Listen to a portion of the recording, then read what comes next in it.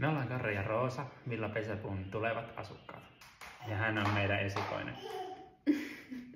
Meillä oli haaveissa älykäs, ekologinen ja eri elämäntilanteisiin muuntautuva koti Villa Pesäpuu, joka on nyt valmistunut tänne Oulun 2025 asuntomessualueelle.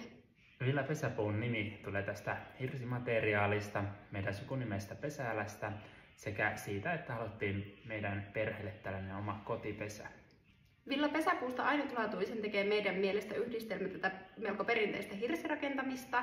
Sitten on paljon moderneja älyratkaisuja sekä sisustuksessa ollaan pyritty semmoiseen luonnolliseen ja harmoniseen tunnelmaan. Meidän netti on tässä kodissa tärkeässä roolissa.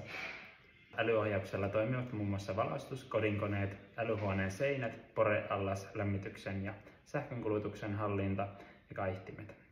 Roosan lempipaikka on meidän kodin sydän, eli olokeittiö. Karrin lempparipaikka löytyy porealtaasta.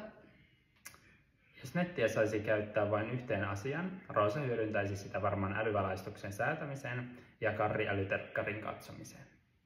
Tervetuloa Oulun asuntomessuille katsomaan, miten DNA-netti toimii meidän kodissa.